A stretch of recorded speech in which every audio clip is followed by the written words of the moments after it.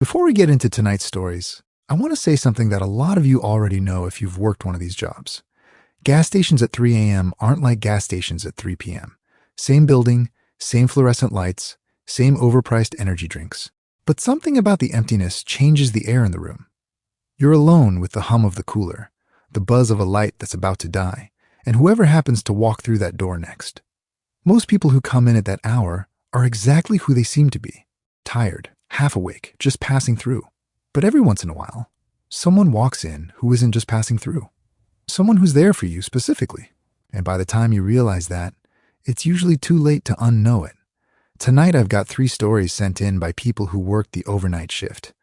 A Circle K in Virginia, a QuikTrip in Oklahoma, and a Shell station in Nevada. Real jobs, real people, all of whom noticed, at some point, that they were being watched a little too closely by someone who shouldn't have known as much as they did. As always, these are shared in the words of the people who lived them. Stay with me till the end, because the last one still doesn't have an ending anyone's comfortable with. Let's get into it. I worked the overnight shift at a Circle K on Route 1 in Alexandria, Virginia, right off Richmond Highway near the Huntington Metro Station, from October 2023 to about February 2024. If you've ever driven that stretch of road late at night, you know it's mostly empty. A few motels, a laundromat, and us. The store stayed open 24 hours because of the truckers and the metro workers who got off shift at weird hours. I was 26 then, finishing up an online degree in health administration, working nights so I could take classes during the day. My girlfriend at the time, Priya, hated that I worked graveyard. She'd fall asleep texting me around midnight, and I'd wake up to a "good night, be safe" message sitting unanswered on my phone. The job itself was fine. Boring, mostly. Restocking, ringing up cigarettes and lottery tickets, mopping up spilled Slurpee syrup. We had a regular cast of characters. There was Miguel, a forklift operator who came in every night around 1 a.m. for a Red Bull and a bag of pork rinds before his shift at the warehouse. There was an older woman, Denise, who walked her dog at 2 a.m. because she had insomnia, and she'd buy a pack of Parliaments and chat with me for 10 minutes about her grandkids. And then there was the man I only ever thought of as the regular. He started showing up in early November, always around 3 a.m., give or take 10 minutes. He never bought much, sometimes a coffee, sometimes just a bottle of water. He was maybe in his 50s, average height, wearing the same faded green jacket every single time, like a members-only style jacket but more worn out, the kind you'd find at a Goodwill. He had thinning gray hair, combed straight back, and wire-frame glasses. The first few times out, except that he didn't talk. Denise talked. Miguel cracked jokes. This guy would just set his items on the counter, pay in exact cash, and leave. No eye contact really, but not avoiding it either. Just neutral, like he was somewhere else in his head. It was the 4th or 5th time he came in that I noticed he always parked in the same spot. Not near the pumps. There's a section of the lot toward the back past the air pump station where employees sometimes park. He'd pull his car, a dark blue or maybe black Toyota Camry, I could never tell in that lighting, into that same spot every time, even though the lot was basically empty at 3 a.m. and he could have parked right by the door. I mentioned it to my coworker Dante, who worked the shift right before mine and overlapped with me for about an hour most nights. He laughed it off. "Man, some people just got a spot," he said. I always tell people of 3 creamers with his coffee. Exactly 3. Won't take 4. Won't take 2. I let it go. But I started clocking the guy's visits more closely, not because I was scared yet, just because I'm the kind of person who notices patterns. That's actually part of why I like the health administration track. I like data. I like when things line up. And his visits lined up almost too well. 3:02 a.m., 3:11 a.m., 2:58 a.m., always in that window. Around Thanksgiving, something shifted. He came in at 3:07 a.m., same jacket, and instead of grabbing a coffee, he walked straight to the counter and stood there, not looking at snacks, not looking at drinks, just standing in front of the register, waiting for me to notice him, even though I'd already said, "Hey, how's it going?" when the door chimed. I looked up, and he was already staring at me, not glaring, not smiling, just watching, like he'd watch a TV left on in another room. "Just you tonight?" he said. It was the first time I'd heard him speak. His voice was quieter than I expected, kind of raspy. "Yeah, it's just me," I said, because it was true, and because I didn't think anything of it yet. That was our standard overnight staffing, 1 person after 1 a.m. "Every night?" he asked. "Monday through Friday, yeah." He nodded slowly, like he was filing that away, and then he bought a bottled water and left. I stood there for a second afterward feeling strange, but I told myself I was reading into it. People ask normal questions. It's a small talk question, except it didn't feel like small talk. It felt like he wanted to confirm something. I didn't think much more about it until the second week of December when I found the note. It was taped to the inside of the employee bathroom door, which locks from the inside and requires a key from the outside, a key that only staff had access to, kept on a labeled hook behind the counter. The note wasn't threatening exactly, at least not the words themselves. It was a torn piece of receipt paper, and on the blank back of it, in blocky handwriting, it said, "I know when you take your break." That was it. No signature, no name. I remember standing there under the fluorescent light, the paper towel dispenser rattling from the ventilation fan, just staring at it for probably a full minute before it actually registered as wrong. My first thought, embarrassingly, was that it was Dante messing with me, because he had a weird sense of humor. I texted him, "Did you put a note in the bathroom?" He said no, and asked what I meant, and when I explained, he stopped joking pretty fast. I took the note down, photographed it, and put it in my back pocket. I told my manager, a woman named Sherry, who ran the store for the franchise owner, the next day.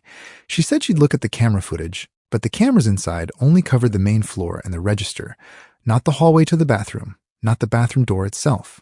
She said maybe another employee had access to that key, which was true technically, but it still didn't explain how someone would know something as specific and personal as when I took my break, since my break times weren't fixed.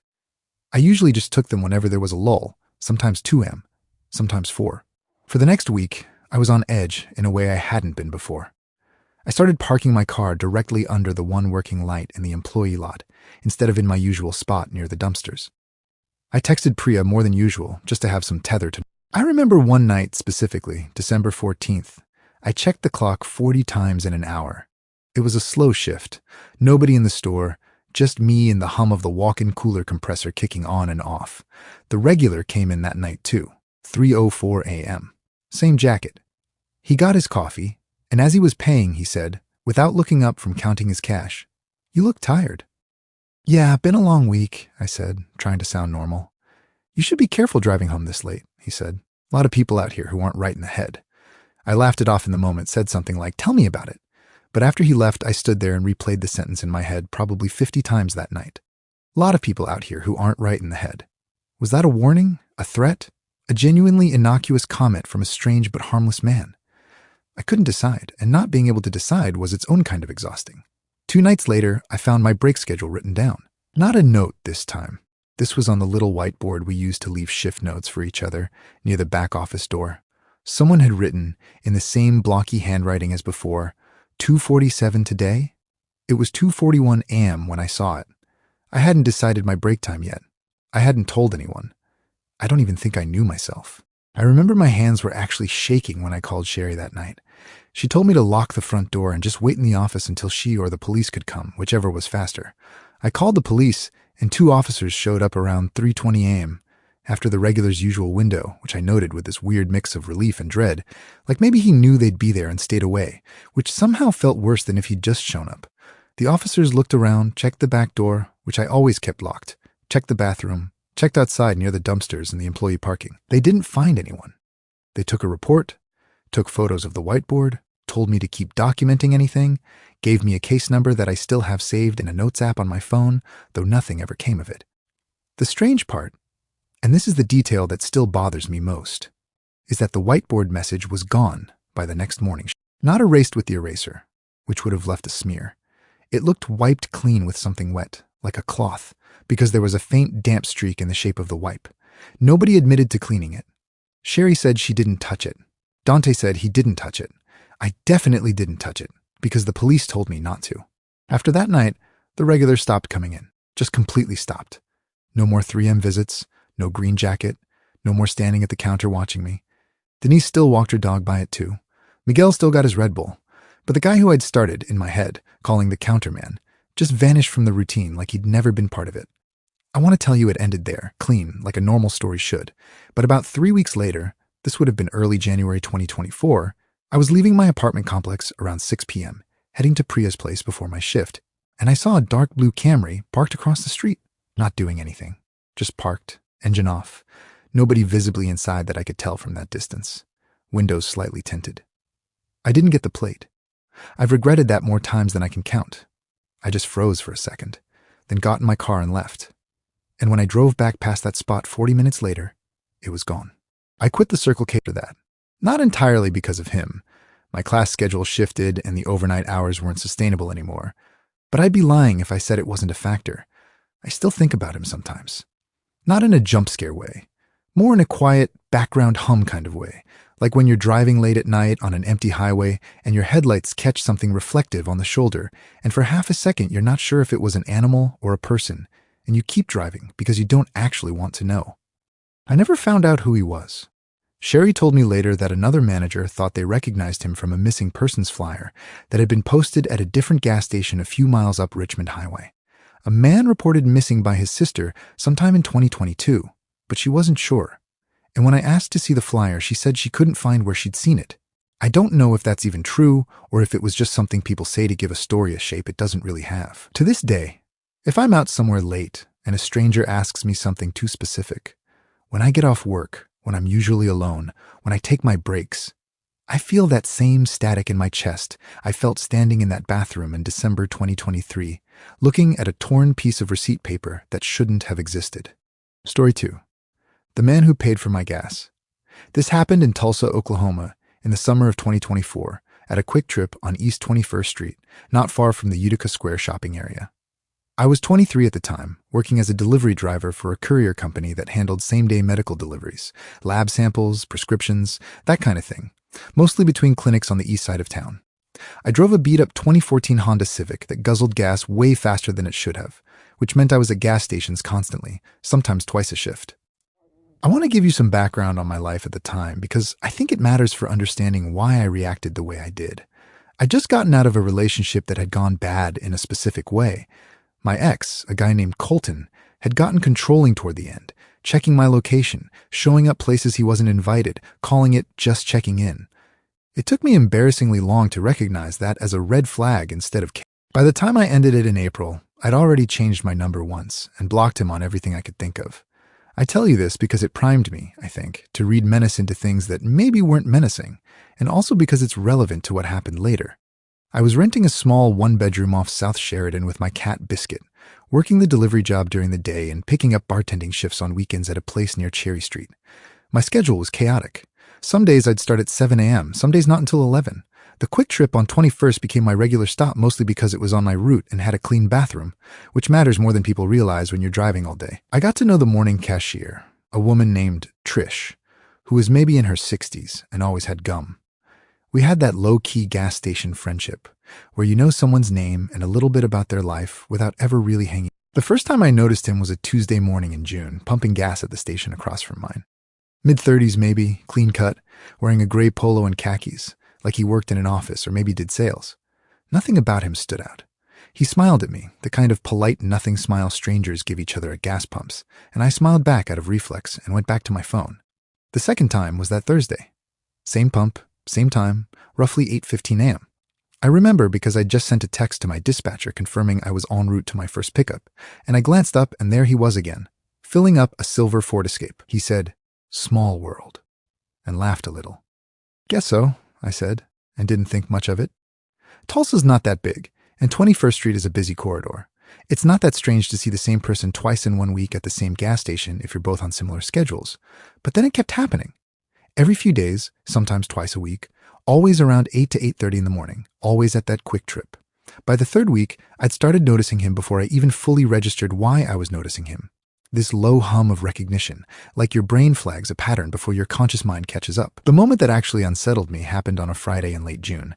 I'd pulled in to fill up, and my card got declined. Turned out my bank had flagged a transaction and frozen things temporarily, which I didn't figure out until later that day. I remember standing there at the pump, kind of embarrassed, trying my card twice, and the gray polo guy walked over from his car. "Having trouble?" "Yeah, my card's not going through. It's fine. I'll figure it out," I said, already reaching for my phone to call the bank.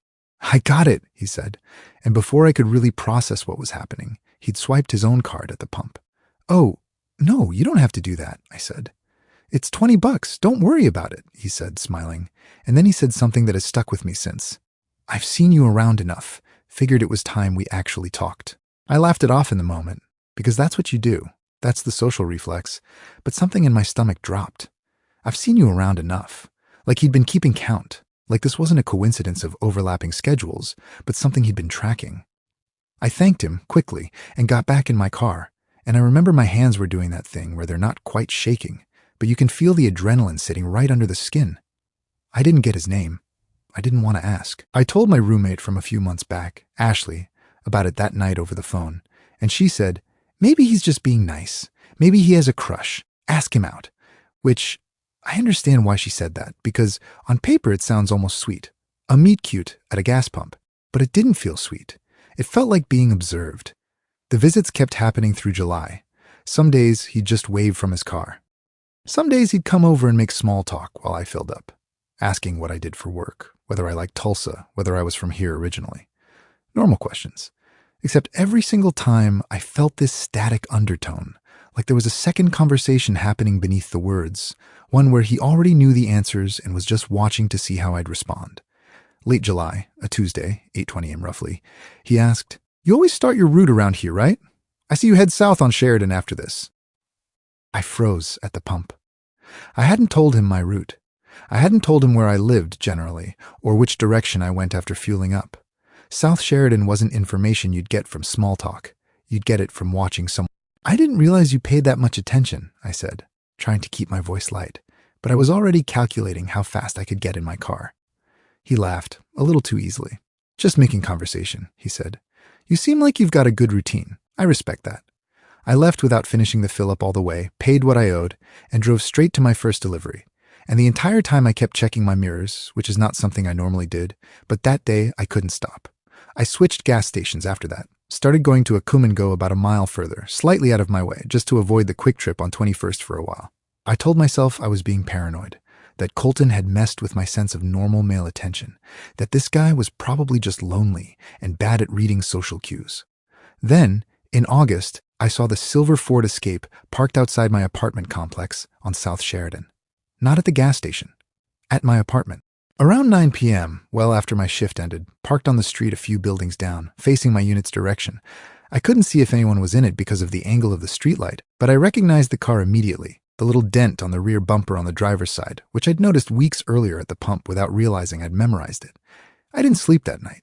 Biscuit kept pawing at the window blinds around 2 a.m., which she never did, and I lay there convincing myself it was a raccoon or a possum or nothing, while also not moving from my bed, phone gripped in my hand with 911 already typed into the dialer, just not sent. The next morning, the car was gone. I called the police non-emergency line and explained the situation. A man I only knew from gas station encounters, whose car I'd seen parked near my home. They took the report but told me, gently, that without a name, a plate number, or an explicit threat, there wasn't much they could actively do beyond documenting it. I understood the logic. I still hated hearing it.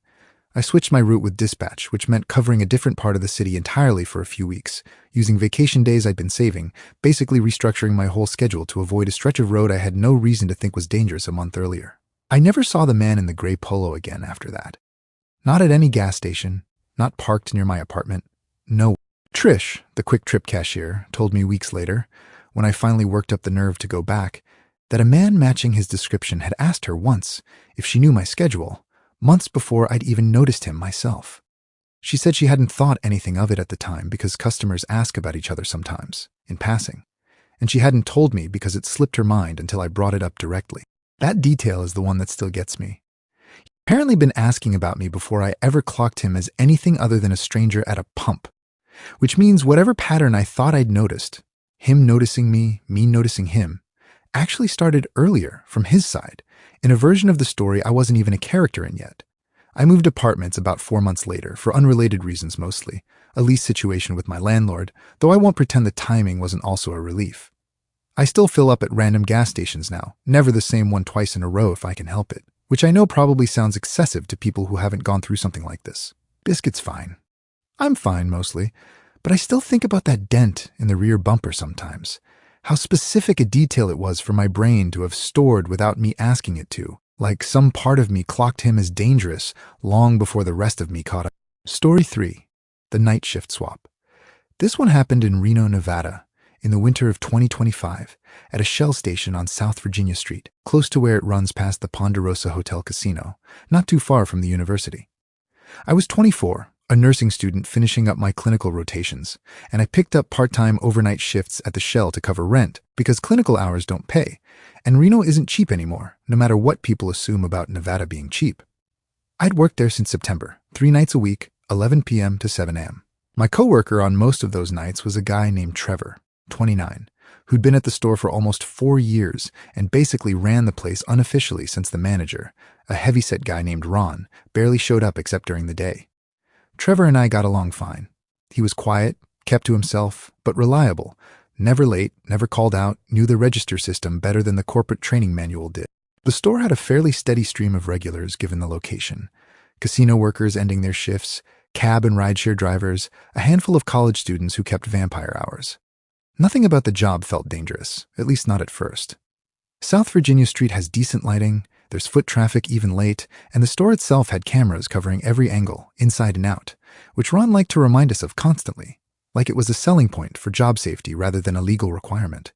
In late November, Trevor asked me if I'd be willing to swap a shift with him the following week. He needed a Thursday off for something personal, family stuff, he said. Didn't elaborate, and I didn't push. I said sure. I'd cover Thursday, and he'd cover one of my Saturdays instead. Normal, unremarkable arrangement. We'd done small swaps like this before. The Thursday I covered for him started like any other shift. I clocked in at 11 p.m., the parking lot half lit under that orange sodium glow. Temperature in the low 40s, my breath visible when I stepped outside to grab a rag from my car. Around midnight, a rideshare driver named Faisal came in for his usual energy drink, and we chatted for a few minutes about how slow the casino traffic had been that week, standard night. Around 1:40 a.m., a man came in that I didn't recognize as a regular. 30s, maybe early 40s, wearing a dark hoodie with the hood down, jeans, work boots. He grabbed a coffee, paid in cash, and as I was giving him his change, he said, "Trevor not working tonight?" "No, I'm covering for him," I said. "I'm Sam. I work here too, just different nights usually." He nodded slowly. "He tell you why he needed off?" It was such an oddly specific question that I actually paused before answering. "No, just said it was personal stuff." The man kind of half smiled. Not a friendly smile, more like he knew something I didn't, and said, "Yeah, probably for the best he's not here tonight." And then he left without another word, coffee in hand, walking off down South Virginia on foot rather than to a car, which struck me as strange given how cold it was and how far the nearest residential area actually was from the station. I didn't think much of it in the moment beyond a vague, unsettled feeling, the kind you shake off because you have a job to do and a register to keep straight. But the phrase sat in my head for the rest of the night. Probably for the best he's not here tonight. Around 3:15 a.m., things got stranger. The store phone rang. The landline, not my cell, which almost nobody called anymore except vendors or corporate. I picked up and said the standard greeting, and there was a pause. Then a man's voice, muffled like it was close to something, maybe a hand cupped around the receiver, said, "Is Trevor there?" "No, sorry, he's off tonight. This is Sam. Can I help you with something?" Another pause. Then, "Tell him Danny called," and the line went dead. I stood there holding the phone for a second, the dial tone humming, and something about the delivery felt wrong in a way I couldn't articulate. Not aggressive exactly, just deliberate. Like the call wasn't really about reaching Trevor at all, more about confirming that he wasn't there. I texted Trevor around 3:30, just something casual. "Hey random, but some guy called asking for you, said his name was Danny, everything good?" I didn't hear back, which wasn't unusual. Trevor wasn't glued to his phone. At 4:02 a.m., according to the register timestamp I still have saved in an old screenshot, a different man came in. This one older, maybe 50s, gray beard, flannel jacket. He didn't buy anything at first. He walked straight to the coffee station, poured himself a cup slowly, like he was killing time, watching me the whole while in the reflection of the security mirror mounted in the corner, the convex one that covers the snack aisle blind spot. When he finally came to the counter, he set the coffee down and said, "You're new." "Just covering a shift," I said. He nodded, looked around the store. Not casually, more like he was checking something. The door, the camera in the corner, the second exit near the walk-in cooler, and then said, "Where's the guy who's usually here? Trevor?" "He's off tonight," I said, and I remember my voice coming out smaller than I wanted it to. "Right," he said. "Course he is." He paid for the coffee in exact change and left. And through the window I watched him get into a truck that had been idling in the lot the entire time, engine running, headlights off, which I hadn't even clocked as unusual until that exact moment, because in a well-lit gas station lot, an idling car with no headlights on doesn't necessarily register as strange until you really look at it. By 4:30 a.m., in a way that felt different from generalized night shift jumpiness, I called Ron, the manager, even though it was absurdly early, and he didn't pick up. I texted Trevor again. Hey, seriously, a few different guys have come in tonight asking specifically for you. One guy said something like, "Good thing you're not here tonight. Is something going on?" He didn't respond until almost 6 a.m., right before my shift ended, and when he did, the response was short, "Sorry, phone was off. Don't worry about those guys, I'll handle it." No explanation. No context. Just handle it. Like there was a specific it to handle. I finished my shift at 7, drove home in the gray pre-dawn light, and told myself the whole night was just an unusually busy string of coincidences colliding with my own tiredness and imagination. Nursing school makes you paranoid about everything anyway. You spend so much time thinking about worst-case scenarios for patients that it bleeds into how you read ordinary situations. I didn't see Trevor in person again for almost 2 weeks. Our schedules just didn't overlap the way they normally did, which in hindsight feels less like coincidence and more like something being managed, though I have no way to actually confirm that. When I finally did see him on a Tuesday overlap shift in early December, he seemed different, thinner maybe, more tired. He didn't bring up the Thursday night thing at all, and I decided not to push it, partly out of politeness, partly because some instinct told me not to. Then, in mid-December, Trevor just stopped showing up. No notice, no goodbye, nothing on social media that I could find. And when I asked Ron about it, he said Trevor had quit abruptly, called in one morning and said he wasn't coming back, wouldn't even come in to grab his final paycheck, had Ron mail it instead to a P.O. box rather than his home address, which I only knew because I overheard Ron complaining about the extra hassle to another employee. I asked around a little, the way you do when someone just vanishes from your routine without explanation. Faisal, the rideshare driver, mentioned once, offhandedly, that he'd heard from another driver that Trevor used to do overnight favors for people, cashing checks, holding packages, stuff that technically wasn't against store policy, but wasn't exactly sanctioned either. Faisal said it vaguely gossip, and I never got more specifics than that, and I never will probably, since I have no way of tracking Trevor down and honestly didn't feel like I should try. I kept working that Shell station until March 2025, when my clinical rotation shifted and I dropped down to just weekend hours, and eventually stopped entirely once I graduated. The idling truck with no headlights is the image that stays with me most, more than either of the men's voices or their strange, pointed questions. Just headlights off, engine running, waiting. I never found out who Danny was. I never found out what Trevor needed that one Thursday off for, or why so many people came looking for him that same night, on the one night out of years of overlapping shifts that he happened not to be there. I've wondered sometimes if the swap itself was intentional, if he'd needed someone else in that seat that night, specifically for reasons that had nothing to do with family stuff at all. I don't know. I probably never will. But every so often, when I'm filling up somewhere late at night and a truck pulls in with its headlights off, engine idling, I feel that same cold drop in my stomach, and I finish pumping my gas a little faster than I need to. So that's all three, and I want to be honest with you. Normally I try to wrap these up with some kind of takeaway, some lesson about staying safe or trusting your gut. But the truth is, all three of these people did trust their gut.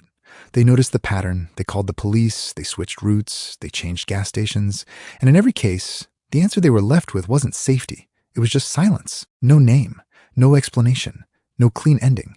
That's the part that stays with me about these stories, more than any single scary moment in them. It's not the notes or the idling trucks or the strangers who knew too much. It's that these people are still out there, living their normal lives, still occasionally catching themselves checking a rearview mirror a little too often, still wondering, years later, who that person actually was. If you've ever worked a night shift, gas station, hotel front desk, hospital, anywhere, and had a moment like this, I want to hear about it. Drop it in the comments or send it in through the link in the description. I read all of them, even the ones I can't use. Thank you for watching, stay safe out there, and I'll see you in the next one.